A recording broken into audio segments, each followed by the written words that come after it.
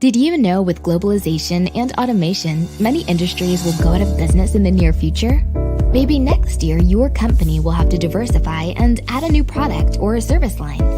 The question is, can you face the upcoming challenges with your existing workforce? Companies realize that under most challenging circumstances, the cost of acquiring new employees often comes with the cost of giving up old and loyal employees, demotivated staff, and toxic work culture. Are you ready to bear all that cost? Why not take the smart approach and upskill the existing ones by switching to Edwatch? With easy-to-watch self-paced short lessons, flexible live classes with progress review and manager reporting on our LMS, convenience of multiple languages, live Q&A with trainers, emotional intelligence support and career coaching services, keeping your staff high on skills was never this simple. Plus, our modular assessments with 60% passing criterion ensures credibility of the certification. Strive and thrive with Edwatch, your online resource partner.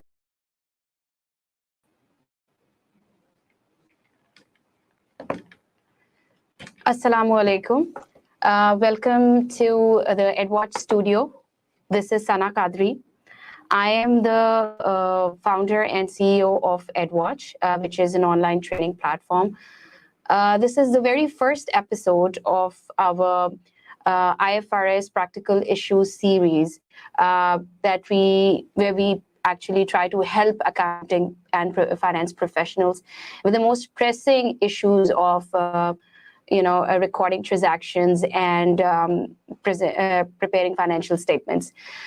So basically, as finance professional who had been associated with the financial services industry for quite a long time, every now and then I used to come across certain accounting matters which were complex to the extent that those were not routine. And I always thought that we needed to discuss it with an expert or, talk to people who previously had experienced these issues. So I was fortunate enough to had access to the experts or the people around the industry whom I can go to and discuss these matters. But unfortunately, not all of us are privileged enough to have this, opportunity. And so as a trainer, I, try to reach out to people when I'm training. I talk to people about the problems that they may be experiencing, that they have not experienced before, that they have no clue of how to deal with it. They may have looked into IFRSs, but they are so complex or, in the sense that they are not routine. So they don't know how to deal with it. And even if the standards might not be so much clear about it. So as a trainer, I always had in mind that we are going to start this live session where people can connect with us and discuss their problems and speak with people who are experts or who have, come across such problems.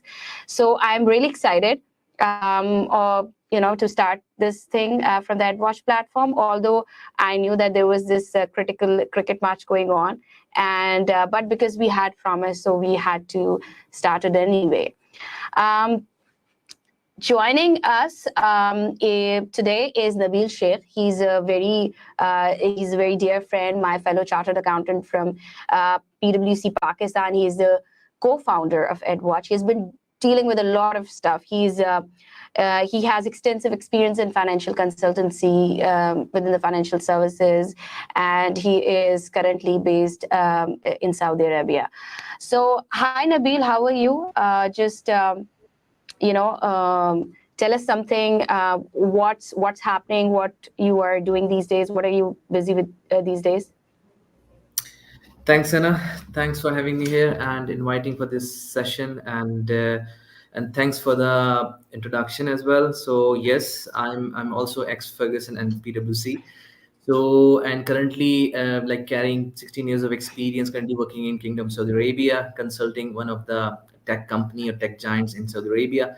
Apart from that, I'm also the co-founder of Edwatch, as you already explained. And apart from that, I'm also working on a minicon, which is Nash Perspective, and soon you will get to know about it. Is ad tech It's not ad with E, it's another ad with A. So, and we are working on that platform, inshallah, going to launch soon. So that's great, Nabil. Yeah, thank you very much for telling more about your new ventures that you're working with. So Nabil, basically, as you understand, this is basically a platform where we'll be discussing certain issues. This is very first episode. In our today's episodes, we'll be discussing IFRS 16 in particular. The case study that we are dealing with today is something that came to my knowledge. And it's a real life example. We have actually drafted it in the form of a case study, and we have invited you because we knew that you are an expert. You have implemented various IFRSs, and also that you have come across this issue in your own experience, and you are a much better person to discuss it in detail. So please, I'll just start sharing the case study. So for the audiences, I will basically read it out loud once. A logistic company, the lessee, acquired a leased land of 5 acres for 10 years at an ROU of $1 million, and the lease is classified as a finance lease. The lessee later constructed a warehouse on a portion of the land of 3 acres at a cost of $35 million, which was initially taken to capital work in progress. The lessee is considering leasing the warehouse to another company. Assuming all the conditions of a finance lease are met, the management is dealing with the following questions. Okay, so just wrap it up. There is this logistics company which has acquired land on lease, and as most of the logistic companies in many geographical locations do, their lease on a recurring basis from the government. So the land lease is not very costly, as it seems in this case as well. But what they have done is that they have constructed a warehouse on a portion, and they want to lease it to another company. So now the question is, whether the lease, the first question is whether the lease should be classified as a, the lease of the warehouse be classified as a new lease altogether, or it should be recorded as a sublease because they're leasing a portion of the leased land.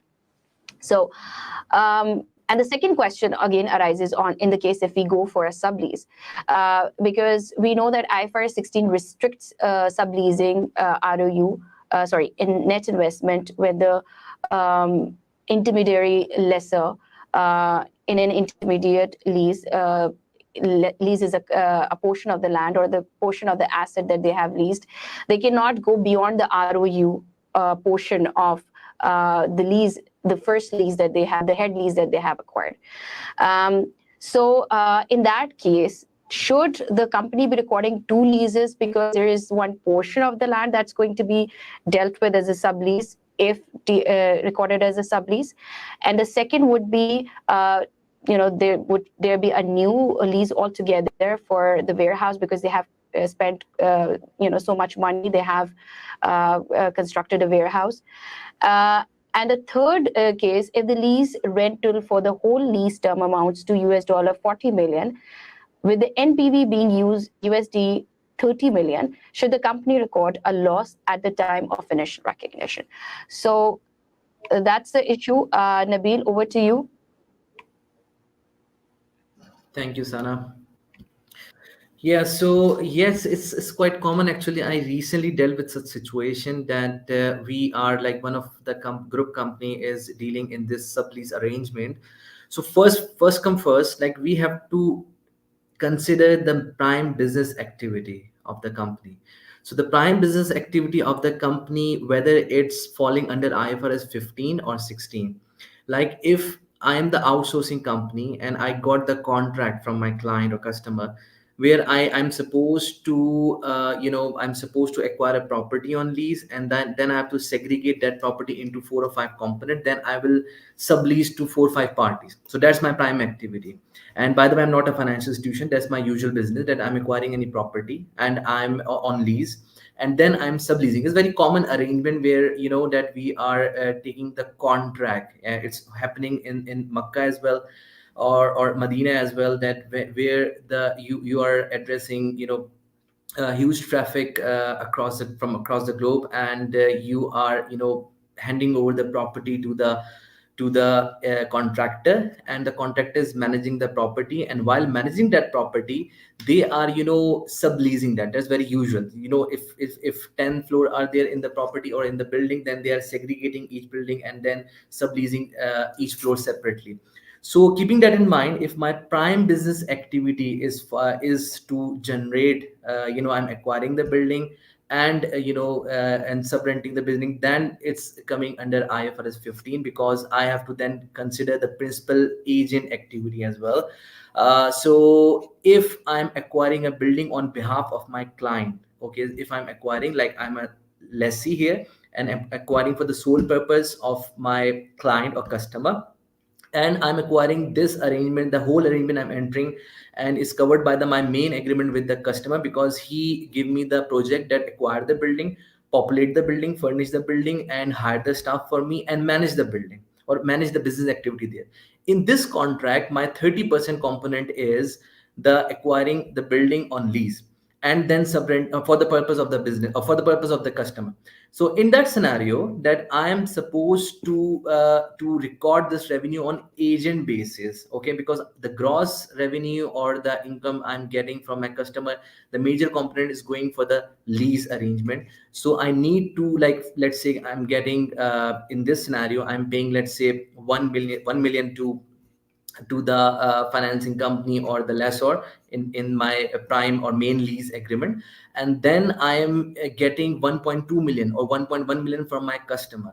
So I have to record as an agent only 100k or 200k, the difference between 1.2 and 1 million.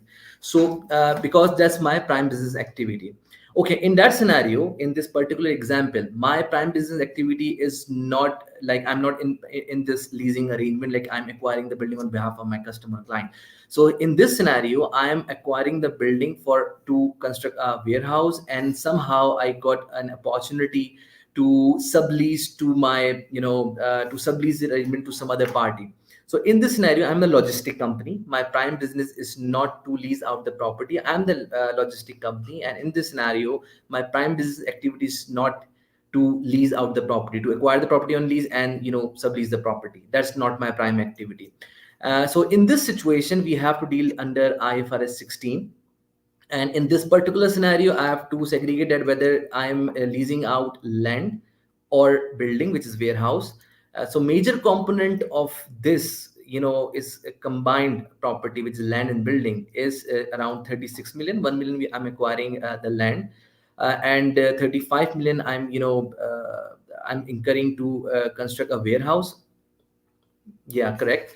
So in that situation, if you observe this situation, so major component is warehouse. It means there is a situation where my lessor, my main agreement is restricting me to lease out the rent, because I lease out maybe from government or maybe some finance institution, and it's restricting me. You cannot lease out that land.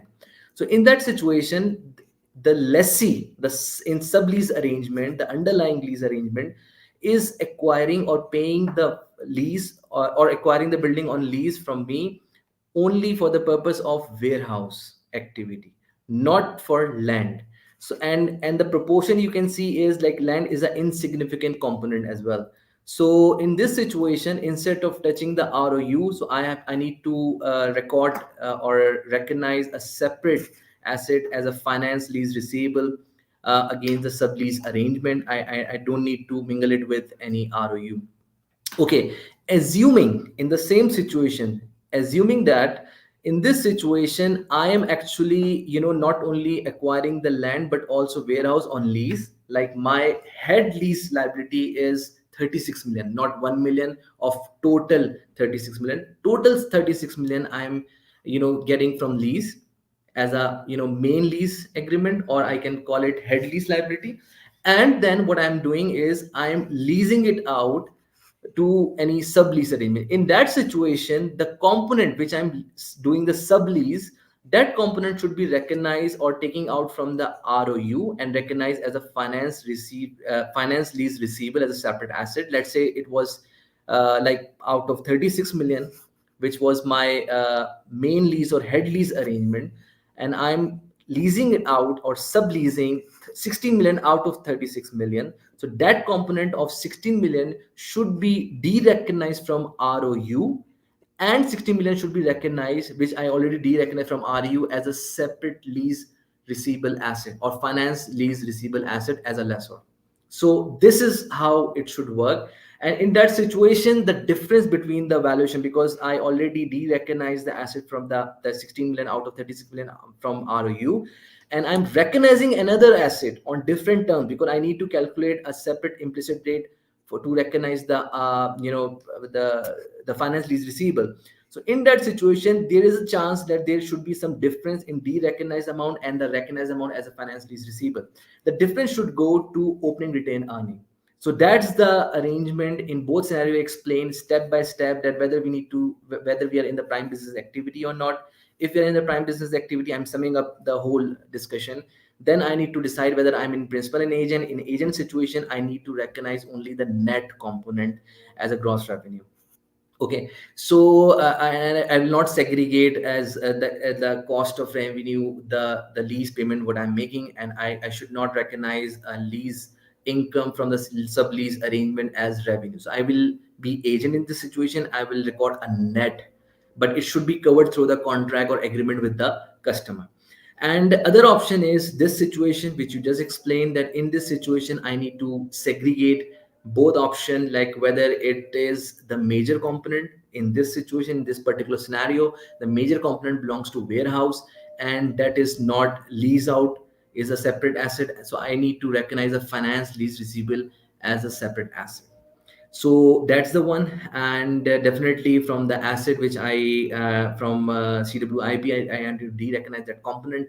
And then if it is actually, if I'm leasing out whole 36 million, because I lease out whole 36 million as head lease, and I'm leasing out certain portion of the head lease component which is not mentioned in this scenario. In this situation, I will be taking out the component, de-recognizing that component from ROU, and then from that ROU I'm taking out, and then I have to recognize the separate asset as finance lease receivable, and different will go to opening retained earning. Okay, so thank you very much, Nabil. Just to sum up what you said, in this particular scenario, this is not a leasing company, it's a logistics company.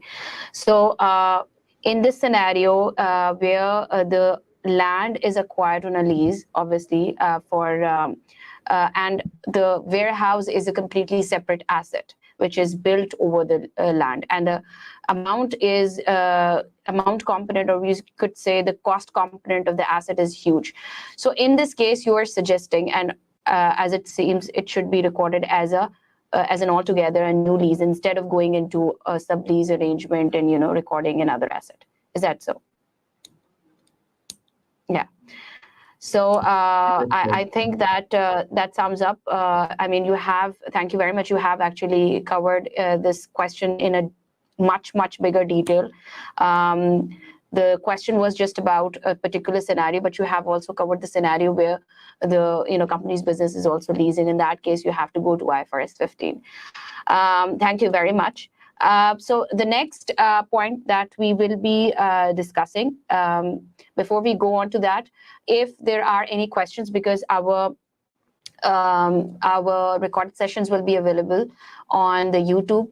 And if there are any further questions, if anybody would like to come and ask anything about this particular scenario, if there's anything that we have forgotten to cover, you can always leave a comment, or you can send in your queries at our email address.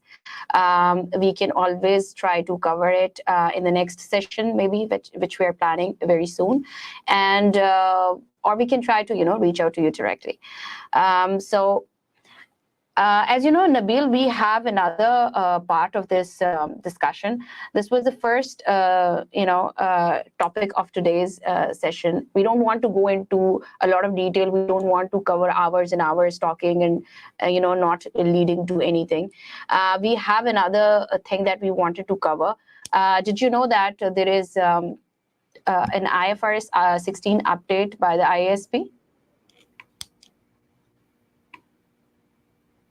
Yeah, so I will take it from here actually. So in this update, I need some visibility from your side because I think you are studying this particular component. So ISB is bringing this sales and leaseback transaction update. So what exactly, why there is a need of any, any change in this particular area? What will be the major impact as compared to the previous or existing standard?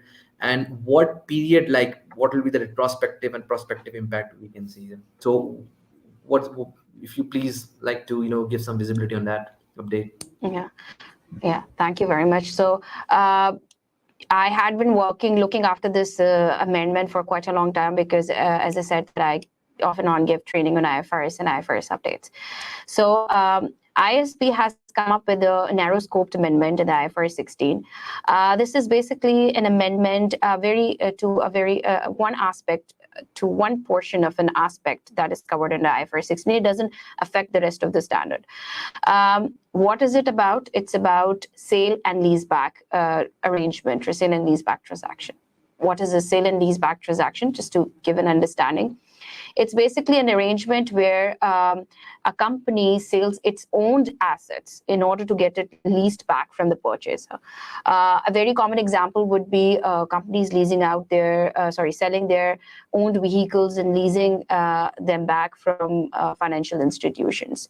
Why do companies enter into a sale and leaseback arrangement? It's basically an option for short-term cash management, where the companies don't want to let go of their capital assets. And this is generally how companies, this is one of the options for companies to tend to when they have operating cash shortfall. So the amendment basically, as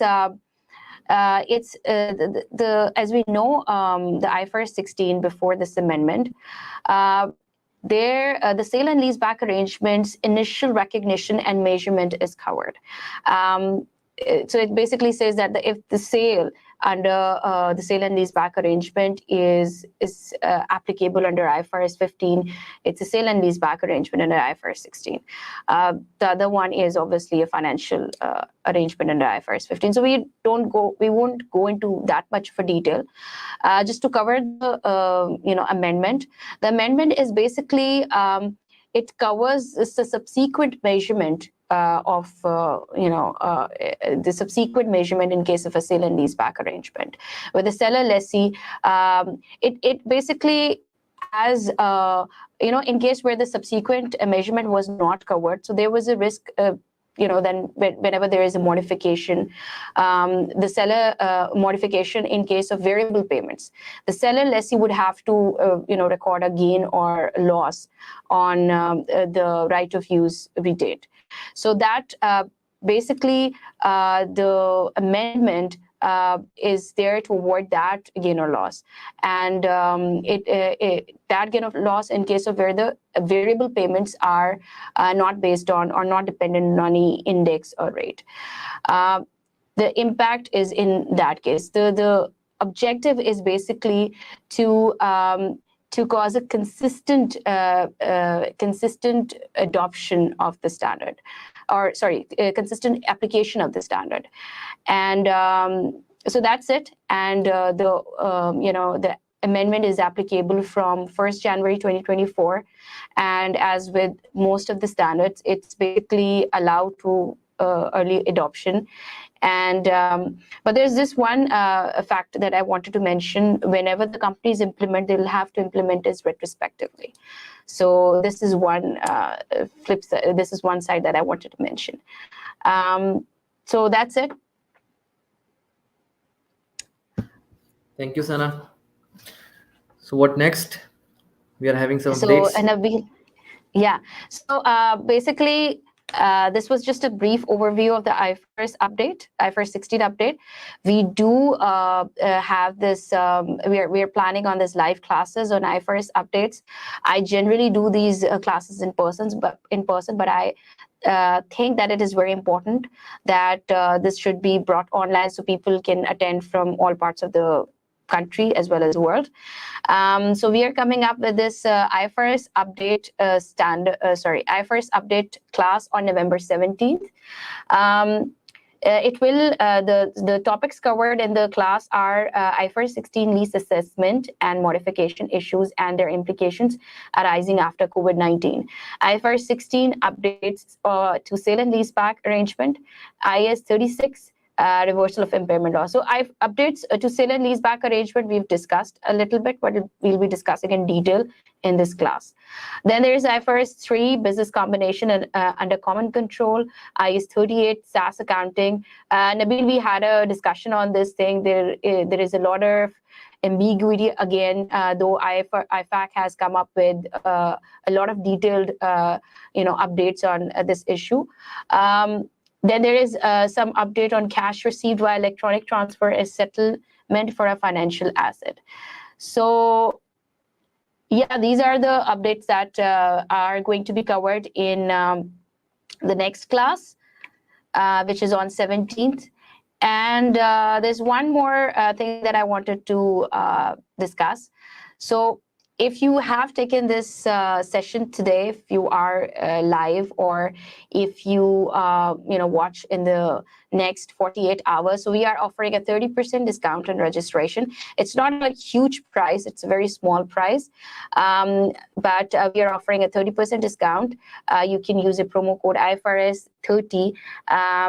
And you can visit our website for this option, but it's only available till the next 48 hours. So this is it.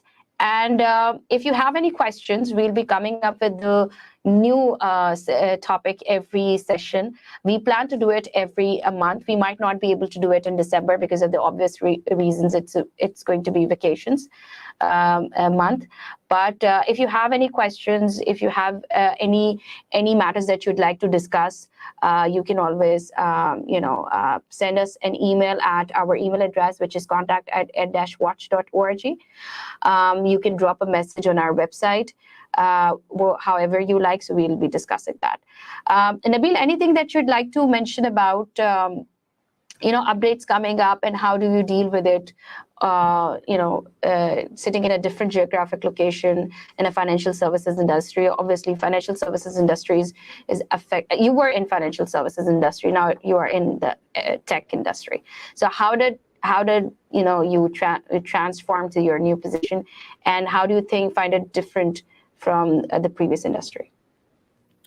Yeah, sure. So you already share your schedule of making some coverage on different topics or different aspects or challenges what industry is facing at the moment.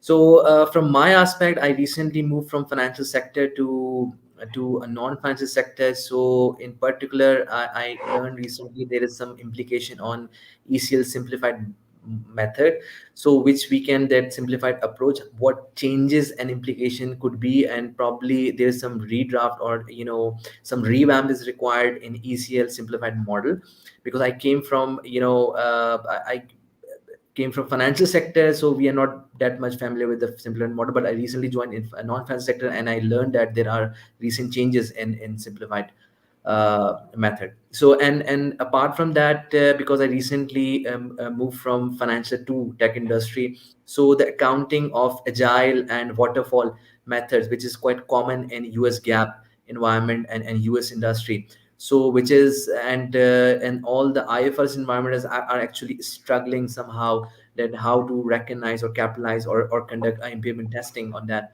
So I think these two aspects we can also cover. And IFRS 16, I recently encountered that, and we already covered today. So I think people will be interested, and is a growing field or growing sector across the globe. So I think we should focus on these aspects as well. That how tech sector or accounting challenges the tech sector is facing, at the moment, because you know that when we say about IFAC or ISB or accounting standards, auditing standards, we are, you know, not proactive in that aspects globally. We are quite reactive when we face the issues, and then we bring the basis of conclusion and all that, or the changes when you know, when the growing need, instead of, you know, develop ourselves beforehand. So I think these aspects should be discussed and raised as a growing sector. We should concentrate, and it's not about GCC. It's also happening in the countries like Pakistan, India, Bangladesh, and also in South Korea, and African countries are also picking up, and all these countries are already in IFRS environment. I think this is the right time to discuss these matters. Yeah, Nabil, these are some very good points. We should be considering these things, especially as you mentioned, the IT sector that's growing. And what I've seen in the last 2 to 3 years, that ISB is very, you could say, proactive, very agile. They are always coming up with these updates, and addressing whatever the issues they see are developing due to the changing economic and other scenarios. Obviously, I did one class on the impacts, how the impacts of COVID-19 were dealt with, and it's really encouraging to see that international federations are actually taking these proactive steps. But the most important factor is that we should all equip ourselves. We should all be acting proactively and keeping ourselves updated. And I think that in fact, we plan that this initiative of ours should serve this purpose. We should be actually increasing awareness about the updates that are coming every now and then, and we should be making more informed accountants and finance professionals, instead of just somebody who is taking dictation from their auditors, or relying on other consultants. So that's one initiative. Thank you very much, Nabil, for your time, and it was great speaking with you. You have discussed the matter in great length, and I'll be checking on you if you're available for the next sessions. I'll be asking other experts to join in as well, and hope to have a great time. Likewise, and pleasure is all mine. Thank you, Sana. Thank you very much. Take care, and congratulations, Pakistan won the match. Yeah, thanks for reaching to the finals. Okay, take care. Thank you very much. Thank you, everyone, for tuning in. Take care.